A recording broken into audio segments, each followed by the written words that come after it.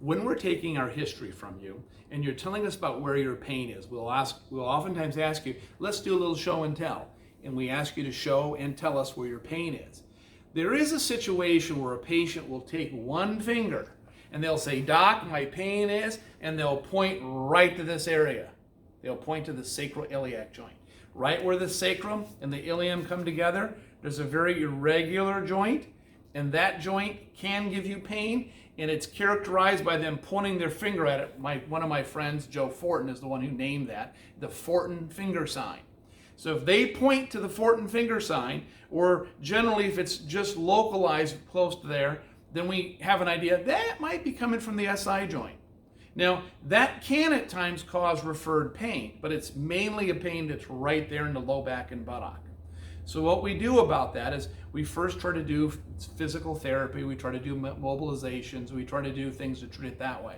But there are times when we need to bring you back, take a needle, and under x-ray, place a needle right into that joint.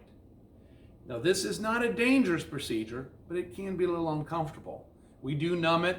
It's a very challenging joint to get a needle into. Some people think they can do it blind. There's no way you're going to get into that blind. Very experienced people get in there less than 20% of the time. So it has to be done under x-ray or an ultrasound. You need to have guidance. When you're in and you fill that with a little bit of dye first, it gives a little shadow. It looks kind of like the shape of China. That gives you a good indication you're in there, and you can usually feel that. Then you put steroid in there, and that can oftentimes knock the pain out. That breaks the cycle, which can go for weeks to months. So the sacroiliac joint is a pain generator that we can address with an injection.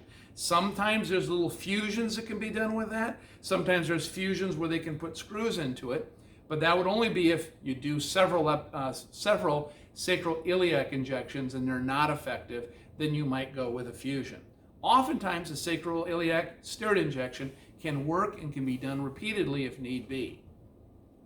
Thank you.